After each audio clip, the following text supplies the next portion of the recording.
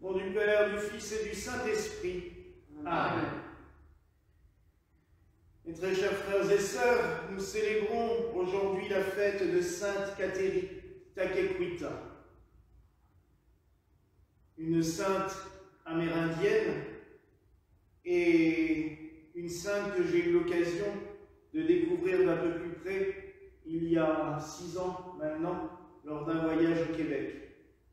On en avait entendu parler un petit peu avant, et notamment au moment de sa canonisation en 2011, mais j'avoue que c'était toujours assez mystérieux, et en fait, je la connaissais plus par son nom difficilement prononçable que par exactement ce qu'elle avait fait. Partir à la découverte de Sainte Catherine, c'est partir à la découverte d'une folle aventure. Des missionnaires français partis vraiment à l'aventure au fin fond des contrées froides et souvent dangereuses de ce que l'on appelle maintenant le Canada. En effet, nous sommes au XVIIe siècle et la France a décidé avec Jacques Cartier de traverser l'océan pour aller voir ce qu'il y a au nord. On avait découvert depuis quelques siècles, depuis un siècle et demi à peu près, l'Amérique du Sud, l'Amérique centrale avec Christophe Colomb, et Jacques Cartier est parti pour découvrir un petit peu ce qu'il y avait au nord de ces pays. Et il y a, j'allais dire, une bande de fous, encore des fous en Christ, qui sont partis découvrir ces contrées avec dans le but de créer des lieux, de créer des villes, de créer des endroits de prière et de s'y installer. Et on se retrouve face à des gens assez extraordinaires comme Mère Diouville, Monseigneur de Laval et plusieurs autres religieux et religieuses françaises qui décident de partir pour une nouvelle vie et créer ce que l'on appellera la Nouvelle France. Il y a parmi eux les pères sulpiciens, dont on a parlé déjà 2 fois cette semaine, qui vont créer un très beau nom, c'est dommage d'ailleurs qu'elle ait perdu ce nom, Ville-Marie, qui deviendra l'actuelle ville de Montréal, quand même toujours un très grand lieu dédié à la Vierge, puisqu'il y a la basilique Notre-Dame en son centre, il y a la chapelle de Bon-Secours, et il y a surtout l'oratoire Saint-Joseph, qui est ce grand lieu de pèlerinage mondial. Mais il y a aussi des pères jésuites. Alors vous allez me dire qu'en tant que Gallican, parler des jésuites, ce n'est pas forcément notre tasse de thé, mais ils ont quand même fait un travail énorme et ils ont aussi été payés beaucoup du prix de leur vie. Car s'ils se sont retrouvés des fois face à des tribus sympathiques, comme les Hurons par exemple, où le dialogue s'est très vite entamé, et il y a eu des grands moments de conversion, notamment, je pense, avec la tribu Wendat, où il y a eu la création de la mission Notre-Dame de Lorette, qui existe toujours et qui est une très belle communauté chrétienne, aux portes de Québec. Il y a eu aussi des contacts plus difficiles, notamment avec des Iroquois, et de nombreux prêtres ont été passés par les armes, martyrisés et dans des conditions souvent terribles. Mais l'histoire que nous étudions aujourd'hui de Sainte Catherine Takequita est une histoire, j'allais dire, d'amour entre cette jeune fille et le Christ. Catherine est née dans la tribu Mohawk, et cette tribu à l'origine était plutôt basée autour de ce qu'on connaît maintenant aux États-Unis sous l'État de New York. donc l'État au nord des États-Unis, au nord-est. Elle est née dans une famille tribale habituelle. Le seul problème, c'est que vers ses 4 ans, ses parents sont morts de la petite vérole. L'épidémie a décimé la tribu. Et la petite Catherine, qui ne se porte pas encore ce nom-là à cette époque-là, est touchée par cette maladie et elle en restera marquée à vie, notamment par le visage grêlé, c'est-à-dire des trous dans la peau du visage. C'est l'un des symboles de la petite vérole, malheureusement, et ça reste à vie. Et elle va perdre aussi une très grande partie de sa vue, ce qui va lui donner son nom indien de Takequita, celle qui avance en titubant, puisqu'elle marchait pas forcément droit, vu qu'elle ne voyait pas.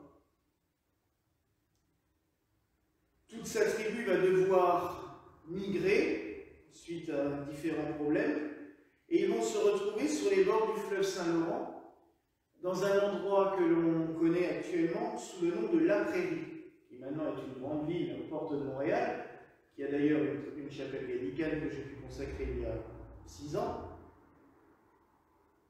Et cette tribu va être évangélisée par les pères jésuites qui vont créer la mission Saint-François-Xavier. Et cette mission va tout doucement migrer au bord du Saint-Laurent, au gré des crues qui vont inonder les cultures, puisque les Mohawks vont commencer à cultiver la terre autour de chez eux, et au gré des inondations, la mission va migrer jusqu'à finir à Kanawake, qui existe toujours, où il y a toujours la mission Saint-François-Xavier. Et c'est là que Sainte Catherine va se convertir au christianisme, et elle va dire quelque chose de très beau au père jésuite. Qui est-ce qui m'apprendra ce qu'il y a de plus agréable à Dieu afin que je le fasse? C'est beau. Et donc, elle va se convertir et elle va consacrer sa vie à la prière. Elle ne va pas devenir religieuse, mais elle va vivre sa vie d'indienne avec toutes les coutumes de sa communauté, ses habitudes de vie, mais en se consacrant à Dieu, en priant, en soignant ceux qui sont autour d'elle, alors qu'elle-même a une santé fragile. Elle va soigner tous ceux et celles qui sont autour d'elle, elle va les aider, elle va les accompagner, elle va même les catéchiser, et elle rendra son âme à Dieu en 1680, et elle sera enterrée dans l'église de la Mission, qui a été construite entre-temps au bord du Saint-Laurent. C'est un très beau site, la Mission Saint-François-Xavier est un très très beau lieu, et une petite église un petit peu néo-baroque, et sur le côté il y a les bâtiments de la Mission qui sont encore en bois, comme beaucoup de constructions dans ce coin-là. Et très vite, les gens vont commencer à prier. Ils vont aller sur sa tombe, ils vont la prier, ils vont tenir des guérisons. Mais pas des petites, des grandes guérisons et en grand nombre. Et au cours des siècles, et notamment au XIXe siècle, elle va commencer à être de plus en plus connue. Les gens viennent de plus en plus nombreux, ce qui va pousser l'Église à la béatifier et à la canoniser en 2011. Alors, il y a plusieurs facteurs qui ont fait que Sainte Catherine soit canonisée. Premièrement, elle est un bon exemple, j'allais dire, d'une conversion réussie. Les pères jésuites, avec les Mohawks, n'ont pas utilisé les armes. Ils sont venus pacifiquement. C'est un dialogue qui s'est instauré et les gens se sont convertis, oui ou non. Encore maintenant, dans la mission, il y a des Indiens qui ne sont pas chrétiens, qui pratiquent les rites Mohawks, et puis en parallèle, il y a des membres de leur famille qui sont baptisés, qui vont à la messe. Et la messe est dite, d'ailleurs, dans la mission, une fois par semaine, en langue Mohawk. Donc c'est une belle preuve d'inculturation et de vie commune entre deux cultures, entre deux mouvements. Et ça, c'est très beau. Et je trouve que même ce qui est encore plus beau actuellement, c'est que le prêtre missionnaire actuel est un prêtre haïtien. Donc encore une troisième tradition qui s'est greffée à cela. Et j'avais pu le rencontrer, le père Vincent est quelqu'un de très très sympathique. Et donc, vous voyez cet admirable mélange, contrairement à la conversion des Iroquois qui s'est faite dans le sang, d'un côté, mais de l'autre aussi. N'oublions pas aussi que les prêtres étaient des fois accompagnés de notables qui, eux, voyaient plus l'argent. Et du coup, utiliser des méthodes très peu conventionnelles vis-à-vis des Indiens. Et on le sait aussi, ce qui s'est fait, c'est qu'on a commencé à donner de l'alcool, dans certaines tribus, à donner de l'alcool aux Indiens, pour qu'ils deviennent alcooliques, et que pendant ce temps-là, on pouvait leur prendre tout ce qu'ils avaient. Et on a utilisé malheureusement des méthodes très peu louables, et c'est encore un débat très compliqué entre les tribus et les colons, puisque s'il y a actuellement beaucoup de francophones et d'anglophones au Canada, n'oublions pas que ce n'est pas le peuple d'origine. L'origine, c'est des Indiens. Donc, il y a encore un travail d'histoire à faire, un travail de réflexion à faire et de paix à accomplir entre les deux. Mais Sainte-Catherine participe beaucoup parce que justement, c'est un bon exemple d'acculturation pacifique et de choses qui se font pacifiquement l'un avec l'autre. Même si, à l'heure actuelle, c'est vrai que la tribu Mowo-Kakawanake, c'est très compliqué parce qu'ils ont des taxes différentes du reste du pays. Et, justement, on leur fait les cigarettes moins chères, on leur fait l'alcool beaucoup moins cher, pour qu'ils vivent que de ça, et pendant ce temps-là, ils se taisent, en gros. C'est un petit peu encore très compliqué, la politique de l'État vis-à-vis d'eux. Et il faut beaucoup prier, c'est ce que me disait le Père Vincent, il faut beaucoup prier Catherine pour que justement elle pacifie un peu ce peuple qui est en ce moment souvent très à fleur de peau, parce qu'on cherche beaucoup à les énerver pour trouver toutes les fautes possibles, pour leur enlever des droits. Et ça, c'est quand même très lourd. Et on se dit que plus de 400 ans après, on en est encore à ce stade-là et c'est grave. Donc il y a encore un travail à faire, et c'est pour cela que Sainte Catherine est très vénérée, non seulement pour les guérisons qu'elle fait, mais aussi et surtout pour tout ce travail qui reste à faire d'apaisement entre les communautés, parce qu'elle, justement, elle a vécu ce côté apaisé, cette histoire d'amour pour le Christ, elle est tombée en amour, comme disent les Québécois, pour le Christ, et ça s'est passé tout seul, facilement. Mais ça n'a pas été le cas dans les autres tribus, et même encore maintenant, il y a des difficultés, donc il faut prier beaucoup pour eux. Maintenant, je vais prendre un exemple, Sainte Catherine, vis-à-vis de ma personne. On est aujourd'hui au 17e anniversaire de mon ordination sacerdotale. Je trouve que c'est un bel exemple, justement, cette acculturation. C'est de savoir que, en tant que prêtre, on doit porter le message du Christ. Ça, il n'y a pas de doute. Et il n'y a pas d'autre option. Hein. C'est ce boulot-là, moi, c'est tout. Mais il faut savoir comment on le fait. Ce n'est jamais avec la violence, ce n'est jamais avec la colère qu'on peut porter le message du Christ. Ce sera toujours avec la paix, avec l'amour, avec l'accueil. Et parmi tout ce qui s'est passé dans ces 17 ans, et Dieu sait qu'il s'en est passé beaucoup,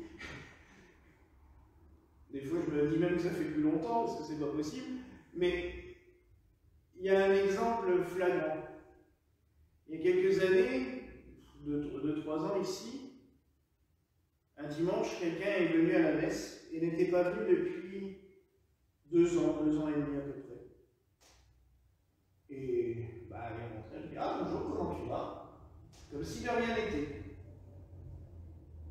Il y avait quelqu'un d'autre qui était là, monsieur, qui venait régulièrement à cette période-là, et qui s'est senti, mais vexé à mort, et qui me l'a fait savoir à plusieurs reprises dans la semaine, parce que j'avais accueilli cette personne et qu'il avait compris qu'en fait elle n'était pas venue depuis longtemps et que je l'avais accueillie à bras ouverts, comme si de rien n'était, comme si elle venait tous les jours, comme lui. Et que ce n'était pas normal. Et ça m'a fait réfléchir. Je me suis dit, mais ben non, pour moi c'est normal en fait, c'est logique. je ne vais pas mettre un fusil mitrailleur à l'entrée, et puis si tu n'es pas mis depuis un certain temps, tu te prends... Non. Et j'ai essayé de lui expliquer à plusieurs reprises, de lui dire, mais non, en fait, le prêtre ne doit pas être comme ça. On n'est plus dans un monde où le prêtre est tout puissant, et dès qu'il tape du poing sur la table, tout le monde est à genoux et demande pardon. C'est pas ça. Et c'est peut-être aussi bien d'ailleurs qu'en tant que prêtre, on ait perdu ce pouvoir. On n'est pas là pour faire de l'autoritarisme. On est là pour apporter le message du Christ. Donc, je lui ai dit, ben non, moi les portes, elles resteront toujours ouvertes. Ceux qui viennent, viennent, ceux qui ne viennent pas, pour une raison ou pour une autre, ben c'est pas grave. Ça n'empêche pas de leur envoyer un message de temps en temps pour voir comment ils vont. Ça n'empêche pas de prendre des nouvelles. Mais il ne faut jamais rien forcer.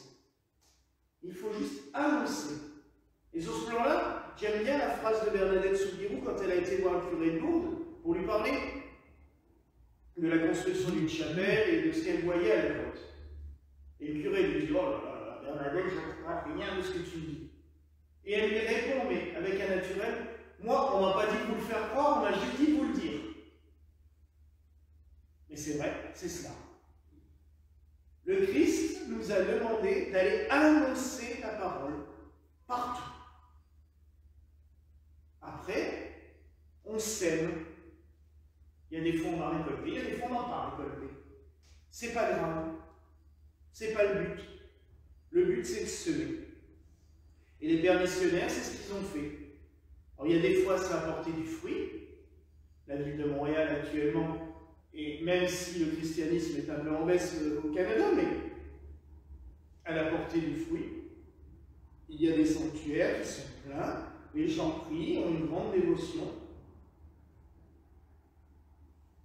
Auprès de la tribu de Kateri, il y a eu du fruit qui a été porté, qui continue à porter. Chez les Wendites aussi. Donc, c'est cela. Et j'espère qu'en 17 ans, j'ai semé le plus possible. Il y a du fruit, il y a des fois où ça n'a pas porté, il y a des fois où on a des déceptions.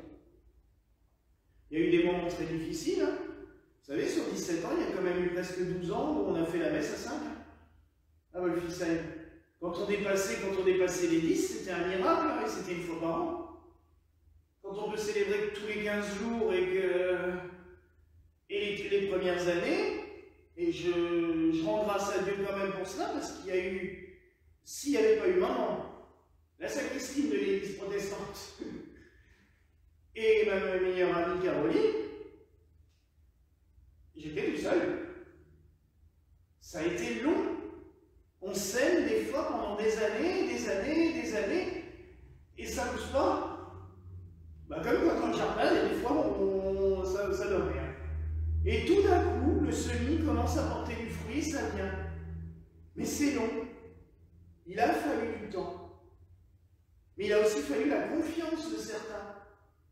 Ceux qui m'ont préparé à devenir prêtre, ceux qui m'ont ordonné prêtre. Monseigneur Thierry, je pense beaucoup à lui.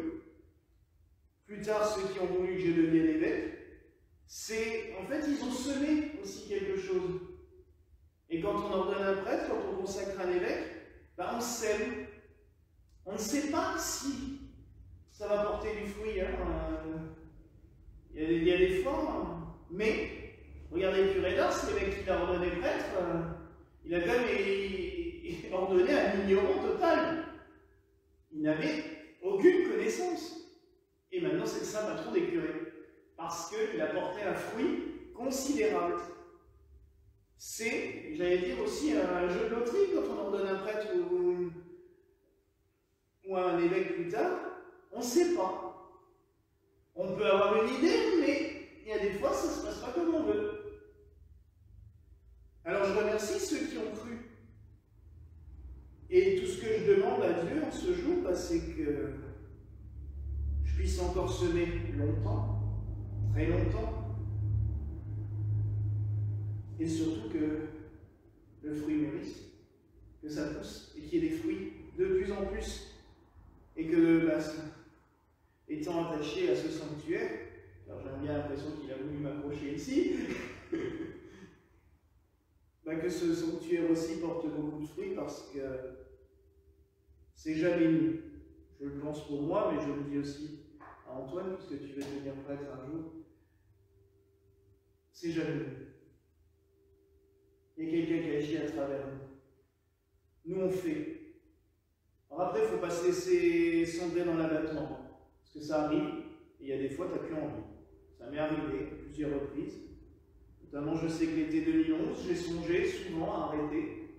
Parce qu'il y avait un facteur extérieur qui faisait tout aussi pour que j'arrête. Et puis, c'est vrai que quand ça fait 6 ans que tu bosses et que tu ne vois pas beaucoup de fruits arriver, tu te dis, bon, peut-être que je me suis trompé. Puis après, il faut tenir. Il faut tenir le choc, il faut insister, il faut continuer. Et par la suite, ça vient. Mais il faut le temps. En étant prêtre, il faut beaucoup de patience. Et Dieu sait que j'en manque. Il faut beaucoup de persévérance, surtout. Tenir le choc envers et contre tout. Il y aura toujours des barrages, c'est sûr. Mais d'un autre côté, après, quand on se dit que ces prêtres ont été des fois 3 mois sur un bateau avec des épidémies, typhus, dysenterie, choléra, tout ça sur les bateaux, et ils ont été au bout, ils sont arrivés là-bas. Souvent, c'était des gens qui sortaient d'une petite noblesse, ils avaient vécu dans des beaux manoirs, dans des beaux couvents, dans des beaux séminaires, et ils se retrouvent à vivre dans des cabanes de rondins de bois, à ne pas dormir de la nuit parce qu'ils ne savent jamais s'ils ne vont pas être attaqués pendant la nuit, soit par les tribus hostiles, soit par les loups. Donc, on se dit qu'après, nous, c'est plutôt confortable, le ministère. Donc, même quand il y a des choses qui ne vont pas, à côté, c'est bien, c'est cool. Et surtout, on a de l'aide. Comme Catherine l'a découvert en rencontrant le Christ. Et après, voilà. Que l'on m'apprenne ce qu'il y a de plus agréable à Dieu afin que je le fasse. C'est ça, je pense qu'en tant que prêtre, c'est ce que nous devons faire, c'est faire ce qui est le plus agréable à Dieu. Tout faire pour le faire en permanence, ne jamais baisser les bras. Et avancer sur les chemins qu'il nous a tracés. Alors, voilà ce que je souhaite en ce jour, pour moi-même aussi, pour une fois, pour que ça continue encore très longtemps, pour nos candidats au sacerdoce actuellement, il y en a quand même 3 en formation, qui vont être ordonnés dans les années qui viennent. Il y en a un qui va se préparer dans quelques années, il y en a encore le temps, mais il y aura du boulot aussi. Que le Seigneur nous donne toujours sa grâce et sa bénédiction, et que nous avancions toujours plus loin à son service. Voilà la grâce que je nous souhaite en ce jour au nom du Père, du Fils et du Saint-Esprit. Amen. Et que la paix du Seigneur soit toujours avec vous. Et avec ton esprit.